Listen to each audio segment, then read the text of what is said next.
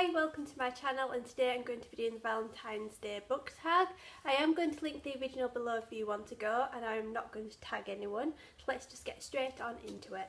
First one is a standalone book that you love. So for this I'm going to go with Nevergarden by Neil Gaiman. So this is an urban fantasy set in London, and it's where there's a London below, which is London but topsy-turvy. I cannot explain this very well, I never have, but it's one of my favourites. I love Neil Gaiman's writing, and this is the book that really got me into him. I would definitely recommend it, especially if you do love your fantasy and if you do learn a bit more about London. And also I remember there was a dramatised version of this on Radio 4, and you had James McAvoy, Anthony Head, Natalie Dormer. That's what I listened to before I read this book, and that was so good. So if you can find that anywhere, I'd give it a listen. But if not, the book is amazing, and this is also an illustrated version. But I can't wait to give this a reread this year because I definitely need to reread it. Next one is a dystopian book that you love. So I don't want to go for anything obvious, so I'm going to go with Feed by Mira Grant. So this is one that I had on my TBR for quite a while. Finally read it last year and I loved it. This is set in a zombie apocalypse, and it's basically told by bloggers because that's the only way to get information.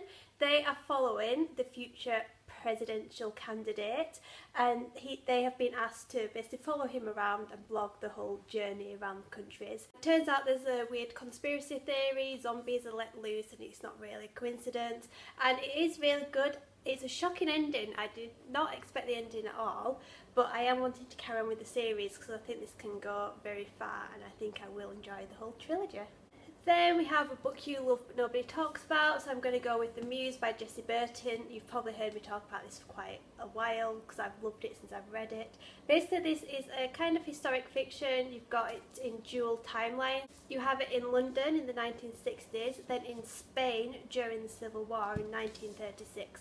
And it basically follows the history of this painting, how it came to be, and what the people in the future kind of think it is. And it is really shocking. There's some twists and turns, and I really did like it. Again, this is another reread I want to do because this year I do want to reread quite a few books. And one thing I do love about this is the cover. The cover is probably my favourite cover I have on my bookshelf. It's just so amazing, and everything goes in with the book, and yeah, I just love this book. Jessie Burton is amazing.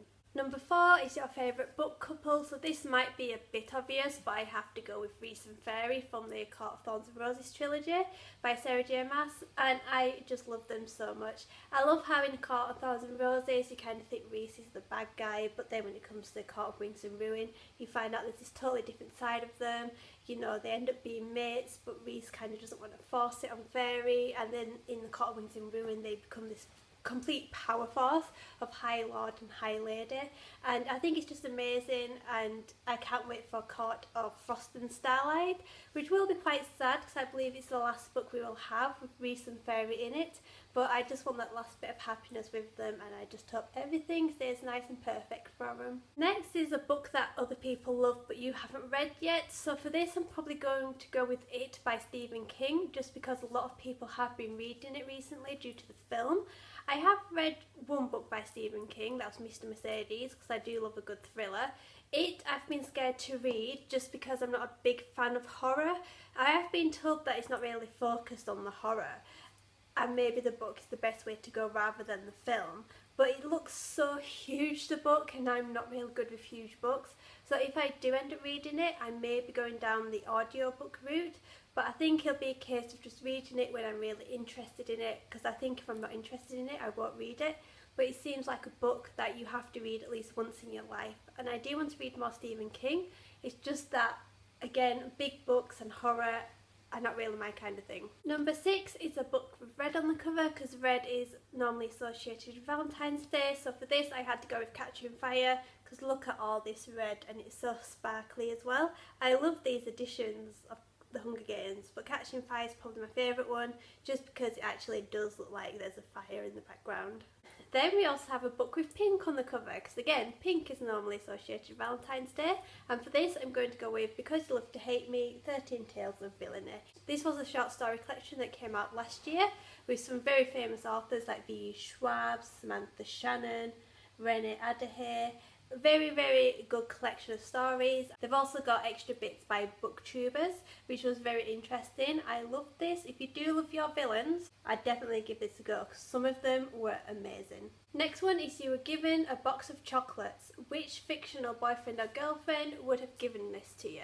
So I gave this a lot of thought, and I thought maybe Wade Watts from Ready Player One, just because he seems like the guy who can geek out over stuff like films, movies. I'm not much of a gamer, but if we forget the gaming, maybe play a bit of Mario Kart, geek out about Marvel movies, comics, books, because he has to be a reader.